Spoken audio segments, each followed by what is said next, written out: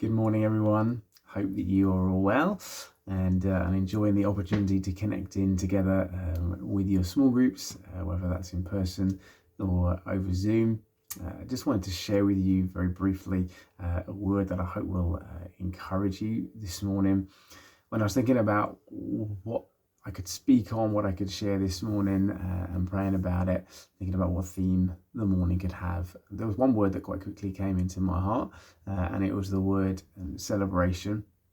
And I don't know whether that's just because we're getting close to Christmas and I'm getting excited and I'm thinking about the festivities ahead. But Christmas has all the kind of classic hallmarks, doesn't it, of celebration. It's got the coming together. It's got the feasting. Hopefully it's got the kind of laughing and the enjoyment. It's got giving and receiving. It's got generosity. It's got gratitude. These things are characteristic of celebration.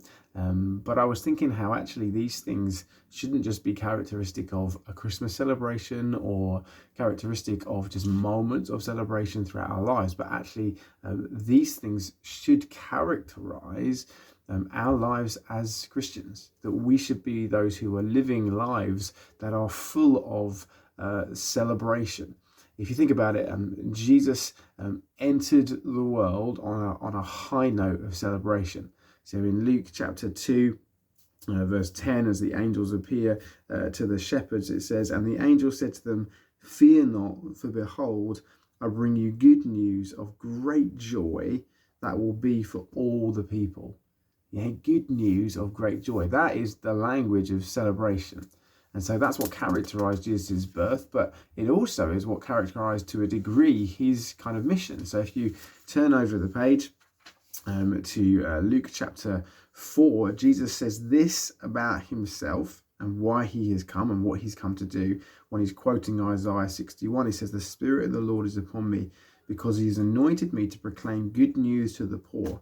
He has sent me to proclaim liberty to the captives and recovering of sight to the blind, to set at liberty those who are oppressed, and to proclaim the year of the Lord's favour." Now, those are familiar words to us, but if we think about the kind of practical response or emotional response of people who experience those things, then what is it? What's the response going to be of someone who is poor in spirit, receiving good news? Yeah, they're gonna celebrate. What's the response of somebody who is in prison being set free? They're going to celebrate. What's the response of somebody who's blind receiving their sight? They're going to celebrate. Do you see what I mean? The language here is of celebration. And actually, when we read through the Gospels and we see Jesus encountering and ministering to people and healing them and setting them free, what's the response of those people? It's celebration. It's adoration. It's worship. So Jesus' ministry actually was characterized by a response to him, of celebration. And then some of his final words to his disciples, we read about them in John chapter 15, verse 11, when he's preparing to go to the cross and he's preparing to leave them. He's speaking to them and he says, "These things I have spoken to you, that my joy may be in you and that your joy may be full." That my joy, so Jesus is so joyful, he wants his joy to be in his disciples. And the result of that is that their joy will be full. Their joy will be full when his joy is in them. So his heart for them is that they would be joyful. His heart for you today is that you'd be joyful, that you'd be filled with a celebration that comes from him, comes from knowing him, comes from him being in you. And so I guess the question I want us just to think about a bit this morning is our joy full? And if it's not, and let's be honest, probably for all of us at times it's not. Why is it not? And what can we do? What can we do to experience and live in that fullness of joy? And I believe that the answer is we can celebrate. That celebration is both the fruit of joy, but it's also the pathway to joy. That we become more joyful, we experience and bear more of the fruit of joy when we celebrate. And I think that's why Paul encourages us famously in Philippians chapter 4, verse 4, verses you're very, very familiar with, where he says, "Rejoice in the Lord always. And again, I will say, rejoice." Yeah, so he's repeating himself, he's emphasizing, he's saying, this is really important, this is really key for your spiritual well-being. Rejoice. And again, I say, rejoice. And yet the point is that it's not something that just naturally happens. It's a choice that Paul encourages his hearers and encourages us that we need to make. We need to choose to celebrate.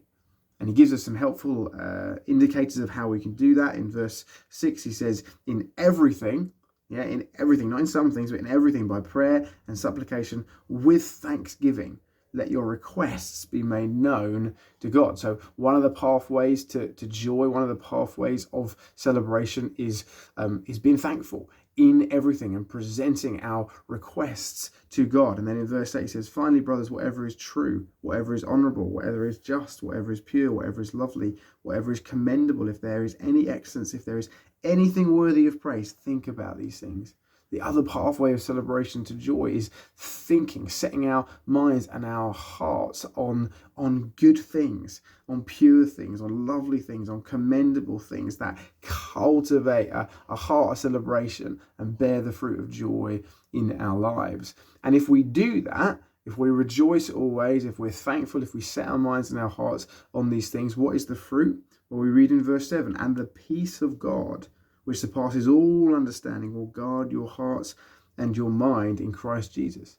So the fruit of joyful living is peace. Well, how is it peace? What's the kind of link or the correlation? Well, we see in verse 6 where Paul says, do not be anxious about anything, but in everything. Yeah, so it's like you could go down this road of anxiety, but don't go down this road of celebration, because celebration is the antidote to anxiety. Why? Because it declares, as Paul says in verse 5, that the Lord is at hand. It declares our trust in God. When we celebrate, we're not thinking about what we don't have, and we're not worrying about what's happening tomorrow, but we're being thankful and rejoicing in this moment now for what we do have. There's an amazing passage in Deuteronomy chapter 14 that I came across recently that really gets to the heart of this. I just want to read it to you very quickly as I finish this morning. It's Deuteronomy 14 verses 22 to 26. And it's Moses instructing the people of Israel around the principle of the tithe. And it says this, it says, you shall tithe all the yield of your seed that comes from the field year by year. And before the Lord your God, in the place that he will choose to make his name dwell there, you shall eat the tithe of your grain, of your wine, and of your oil, and the firstborn of your herd and flock, that you may learn to fear the Lord your God always. So what Moses is instructing me is saying, I want you to tithe, all of your produce, and then I want you to go to where God tells you to go, and I want you to eat it. I want you to drink it. I want you to have a feast of it so that you may fear the Lord. Okay, basically I want you to have a big party. And then he goes on and says in verse 24, and if the way is too long for you to go to, the place where God dwells, i.e. the temple or Jerusalem, so that you are not able to carry the tithe when the Lord your God blesses you, because the place is too far, which the Lord your God chooses, then you shall turn it into money, so sell it all, bind up the money in your hand, go to the place that the Lord your God chooses. And here's the thing, verse 26, and spend the money, right, on whatever you desire. Yeah, so tithe it, and then sell it, and then with the money, spend it on whatever you desire, oxen or sheep or wine or strong drink, whatever your appetite craves. This is in the Bible, right? Whatever your appetite craves, and you shall eat there before the Lord your God and rejoice, you and your household. And the principle behind this is one that celebration, is a declaration of our trust in God.